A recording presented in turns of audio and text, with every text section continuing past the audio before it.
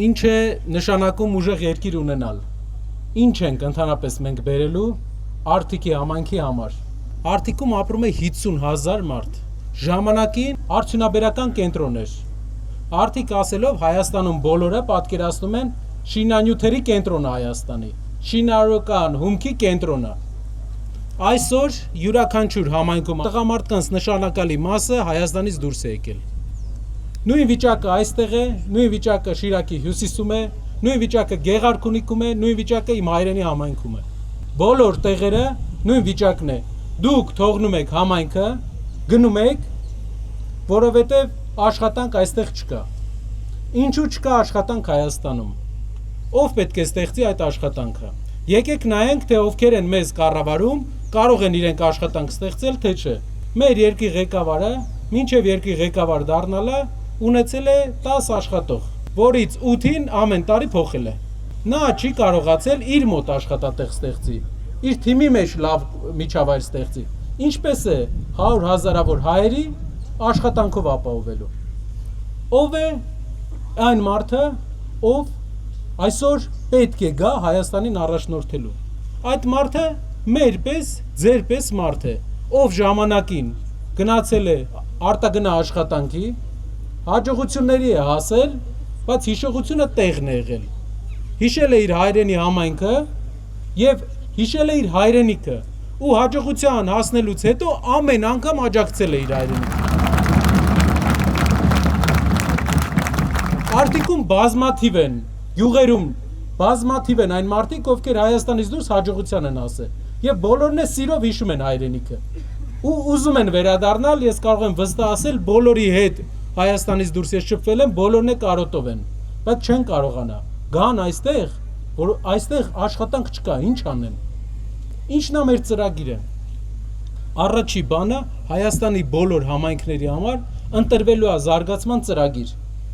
Մի համայնքը զբաղվելու է նավթի վերամշակմամբ, մի համայնքը զբաղվելու է պղնձի վերամշակմամբ։ Արթիկը որպես հայկական շինանյութի կենտրոն տուֆից բռնած բոլոր շինանյութերի արտադրությունը։ Մենք տարեկան ներմուծում ենք $500 միլիոն շինանյութ, կերամիկա, որի կավը այստեղ կա։ Գիտեմ, որ Փանիկի շրջակայքում դուք ունեք կավի հանքեր այստեղ մենք։ Ամեն ինչ կա Հայաստանում տասնյակ հարյուրավոր միլիոնների ներմուծվում է այստեղ։ Փոխանակ Հայաստանում արտադրվի։ Իշխանության փոփոխությունից հետո 1 տարվա ընթացքում ծրագիր է առաջարկվելու։ Արթիկի համար առանձին ծրագիր, թե ինչ գործարաններ պետք է լինեն, որ մարդիկ մնան եւ աշխատեն։ Սա է երկիրը ուժեղացնելու ամենահեշտ ճանապարհը։ Կարող ենք մենք էլ բերենք մի քանի փողոց ռեմոնտ անենք, մի քանի հոգու վրա գորգորանք, ասենք Ժորժ ջան, ձեզ նենց ենք սիրում, տեսեք այն մարդկանց վրա ոնց գորգորացինք։ Բայց մեր ու ձեր կյանքը դրանից չի փոխվելու։ Փոխվում է կյանքը այն ժամանակ, երբ կա աշխատատեղ 7,000 մարդ Արթիկ խոշորացված համայնքում գործ չունի այս պահին ու գնում է Հայաստանից դուրս 7,000 մարդ։ Պատկերացեք ինչ մեծ նշաձող ունենք մենք անելու։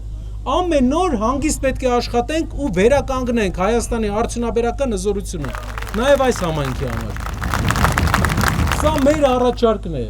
Հանգիստ նորմալ փոխենք մեր երկիրը կամ դատարկվելու է ժողովուրդ։ Սա բոլոր համայնքներում նույն օրինակն է լինելու։ 900 դպրոցներից Հայաստանի 200-ը փակվում է։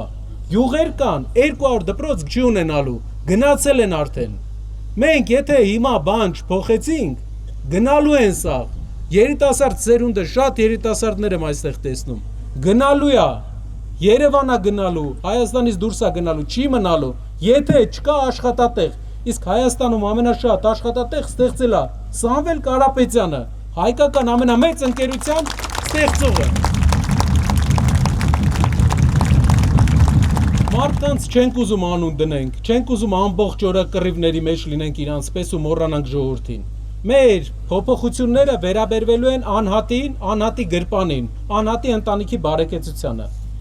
Մեծ աշխատանք կա անելու։ Իսկ ինչա լինելու այլընտրանքը մեր։ Ինչ վտանգի առաջ ենք մենք կանգնած, որի համար այսքան մարդիկ պայքարում են, մեկին տանում են, նույն օրը թողում են, մեկին ամբողջ օրը process-ի մեջ են, շատ մարդկանց աշխատանքի խնդիրներ են ստեղծում։ Ինչու են այդ մարդիկ կպել, ինչու ենք բոլորս այստեղ կպել այս պայքարին, որ պայքարենք։ Ասեմ ինչու։ Որովհետև մենք ունենք երկու այլ ընտրանք։ Մեկ, ստեղծում ենք աշխատատեղեր, հզորացնում ենք մեր երկիրը, լուրջ հարաբերություններ ենք ստեղծում կողքի երկրների հետ, երկրորդ, ծնկում ենք ու լսում ենք իրանց։ Պարտված ղեկավարի աչքը վախացրել են իրանք։ Էլ ինքը չի կարողանում իրանց մերժի։ Ինքը հասկացել է, որ իր հետ չի կարողանում պայմանավորվի։ Եկել է ժողովրդին համոզում։ Նրան չի կարում համոզի։ Եկել մեզ համոզում, ասում է ոչինչ։ Հեսա կասի 1000 հոգի է։ Տեսեք 2 հոգու էլ կգտնի, կասի իրանք էլ ընկեր են եղել ժամանակին։ Հետո 5000 հոգի կգա, հետո 10000, 15000։ Տենց է Նախիջևանը դառը Նախիջևան։ 80-100 տարի առաջ Նախիջևանում բնակչության մեծ մասը հայ է եղել։ Սենց եկել են իբր ընկերություն են արել, բան են արել, վերջում մի օր զարթնել ենք, տեսել ենք մսկիթն է, մենք էլ փոքրամասնություն ենք։ Մեզ պետք չի իրանց հետ հակամարտություն։ Մեզ պետք է կանգնեցնել իրանց պահանջները, կառուցել ուժեղ երկիր, որ համայնքներում բնակչությունը աճի։